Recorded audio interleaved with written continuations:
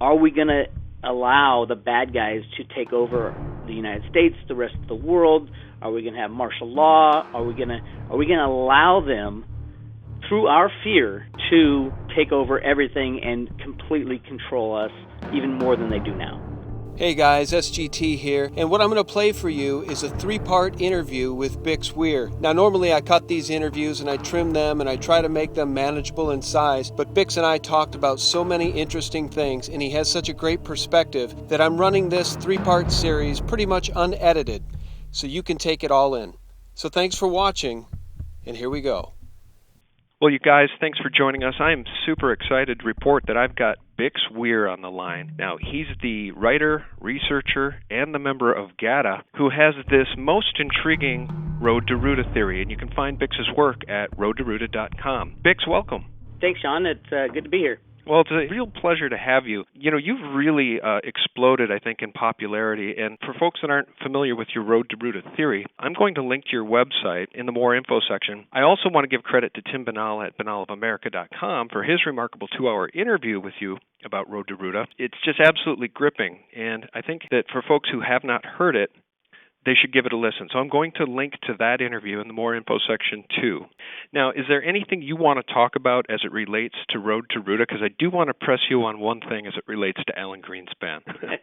That seems to be everybody's favorite topic because, you know, in my theory, Greenspan's actually a good guy, and that kind of throws everybody for a loop. The theory that there are people working to take down the banking cabal and return us to a more fair system of monetary policy and basically the idea that we're taking the bankers out and replacing them with people who are going to look out for the good of the citizens of the world is unique. You know, most people are thinking that we're in deep trouble and there is no way out. Well, that's right. And, you know, I think that we're all hoping that there is a knight in shining armor that might come through and rescue us from peril at the last minute. But I think a lot of us that have really dug into, you know, the banking cartel and the Rothschilds and essentially what could otherwise be referred to as the Illuminati are not convinced that there's a knight in shining armor. So Greenspan is a very unlikely hero. But I absolutely respect your theory because you've dug into the book, the Fed comic book, Wishes and Rainbows. That book is so intriguing, and your analysis of it is so intriguing that it just cannot be discarded out of hand. What I call the bad guys like to announce what they do before they do it. You know, they feel like they are totally and completely above the law. But the Road to Roota theory and the books coming out of the Fed, I don't think it was that type of announcement type of situation. I do believe the original Wishes and Rainbows comic came from an article that was written for the Federal Reserve Boston, and it was called Wishes and Rainbows, kind of along the same genre of what the comic turned out to be.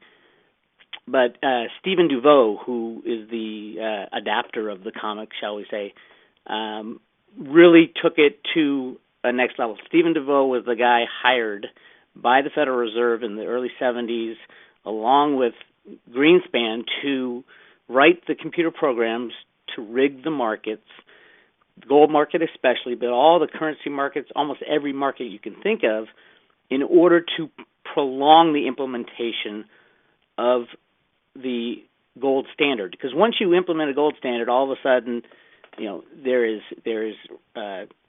basically you have shackles on as far as spending. And the idea was they wanted to spend as much as they can for as long as possible while people still accepted fiat money. So the adaptation, this guy Stephen DeVoe who adapted it, I don't think he did it to announce to the world that this is what's coming, because it's so cryptic and so it takes a lot. But it is something that they did announce, and through this comic, and it takes some reading into, and it takes some analysis of who's involved and what they're trying to say here. But I think for everybody who's took the time to read my articles on it and dug into it has come to the same conclusion as, yes, that's what they are saying, that we are returning to a gold standard, and this is how we're going to do it to take out the the bad guys, shall we call them. And correct me if I'm wrong, but basically your thesis is that Greenspan played along to the degree that even when they got rid of Glass-Steagall, for instance, they essentially wanted to give the bankers enough rope to hang themselves. Is that accurate? That's 100% accurate. And it wasn't Greenspan necessarily playing along, but it was Greenspan's idea in the 70s to play this road to Roota theory out, which is run the monetary system to its fullest, getting all the benefits of fiat money, building infrastructure, building houses, and then when it's completely, they've printed so much money that it's gotten to be ridiculous, then they'll pull the plug, crash all monetary systems, including electronic money and paper money and fiat money, and go back to a gold and silver standard. I do want to ask you this as it relates to Greenspan, just to get your opinion. So he's an unlikely hero in a world where power corrupts and absolute power corrupts absolutely. If he's really, truly a good guy, he's a very unlikely hero, right? If he has indeed outwitted and double-crossed the Rothschilds in the international banking cartel, then he's indeed a spy-like hero that would make Ian Fleming flush with envy. So what's your take on him personally? Well, for those who have studied Greenspan and his early days, he was probably the biggest gold bug known to man. His mentor was a guy named Arthur Burns, who was the head of the Fed back in the 70s. And Burns always wanted to go back to a gold standard as well. Greenspan wanted to go to a gold standard. All the really smart people of the time who were not corrupt wanted to go back to a gold standard. The only question was how to do it. Now, Greenspan in, I think it was 73 or 74, was hired by Gerald Ford to run the Council of Economic Advisors. In that role, he implemented his computer rigging programs to rig the price of gold, rig the currency markets, and rig pretty much all other markets along with Stephen Duveau through the Fed Boston, through the Fed New York, and then working with the banks, some of the prime dealers of the banks. Those banks basically took over that operation and turned it basically to the dark side. They got control, and basically Greenspan lost control when Bush Sr. got into office. Oh, okay. So, if you go through, yes, Greenspan works for the Fed. The Fed is not all as bad as everybody thinks, at least the U.S. Fed. There are people and are controllers of the Fed who have been kind of planted within the Fed to do the dirty work of the cabal, of the Rothschilds and the Illuminati and things like that.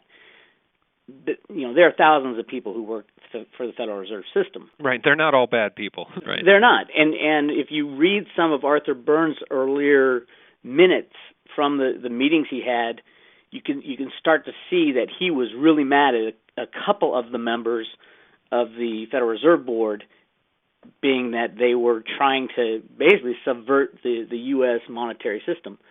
And all of this had to be done in secret because of what happens. Look what happened to Kennedy when he decided to back the U.S. dollar with silver again. Absolutely. He was taken out. Absolutely. That is, I 100% agree. He was taken out for a number of reasons, but probably at the top of the list is the fact that he wanted to pretty much put an end to the Fed.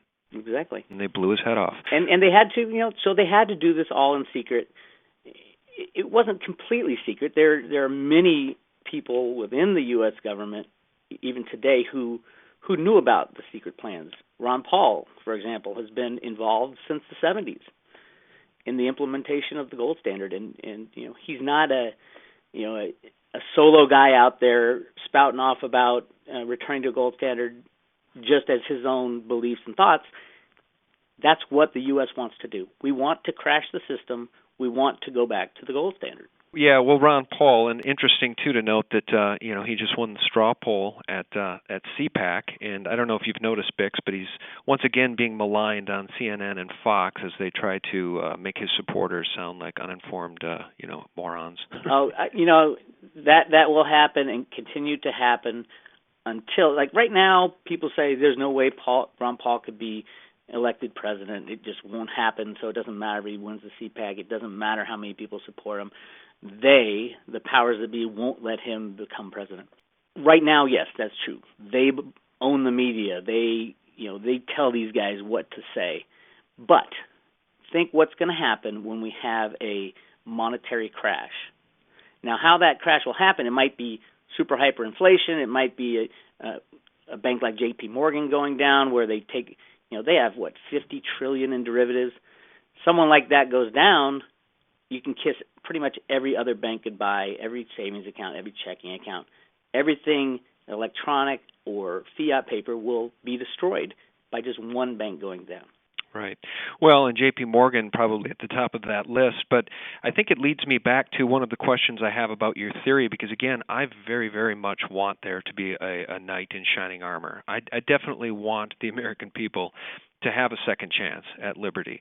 And I think your theory has one heck of a lot of merit. Now, what I'm concerned about, though, is that could it be that at the very, very top of this pyramid, in a plan that goes back decades and centuries, in fact, could it be that if they bring the entire world to its knees financially, could they not then, by design, roll out their own solution, which is their one world currency and essentially their one world government? So what I'm saying is the opposite of your theory is the theory that they're right on track.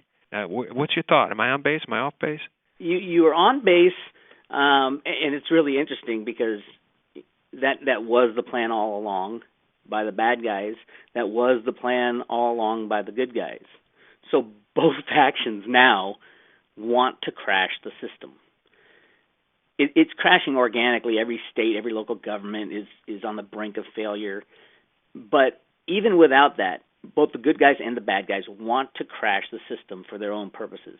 The question is going to become, especially within the United States, as the United States will probably lead this, on a global scale, what is going to be done? What is going to happen after the crash? Mm-hmm. Are we going to allow the bad guys to take over the United States, the rest of the world? Are we going to have martial law? Are we going to allow them, through our fear, to take over everything and completely control us even more than they do now? Or, especially in the United States, are we going to turn to someone like Ron Paul and the group he's working with and say enough is enough? We are going to reallocate money within the United States only in gold and silver. We're going to pull all our troops home. We are going to default on all our debt. I mean, that's kind of a given. It's always been the plan to default on the debt. But once you default on all your debt, you can kiss globalization goodbye. No one would trust us. No one would trust anybody to trade paper dollars for goods and services. So, my vision of what's going to happen, yes, there will be a crash. Yes, the bad guys will try to take over, but the faction within the United States is going to close our borders and say, no more globalization, no more bad guy bankers or controllers within the United States.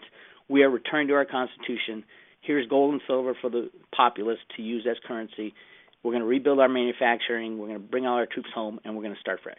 From your lips to God's ears, I mean, I think that sounds like a beautiful day, and I think what it will take is for the American people to stand up with truth and honor and, face the facts, face what we've done, two unconstitutional illegal wars, and take responsibility for the fact that we did turn our back on the Constitution, and we've turned our back on the rule of law.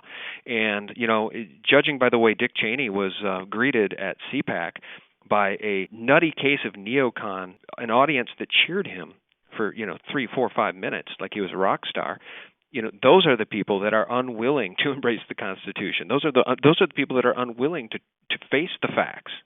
And we need people to stand up. We need the Ron Paul people to stand up. We need more people to see the light and say, my God, the only way to turn things around and to take our country back and to make it a government by and for the people is to stand up, for the rule of law.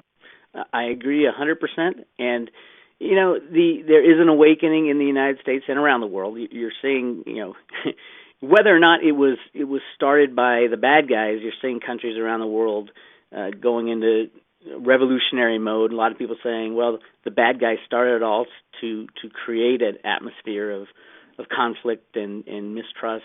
I do believe the spark was ignited and funded by the bad guys. I think they made a mistake in that they don't understand that the world is waking up. This concludes Part 1. Click here for Part 2.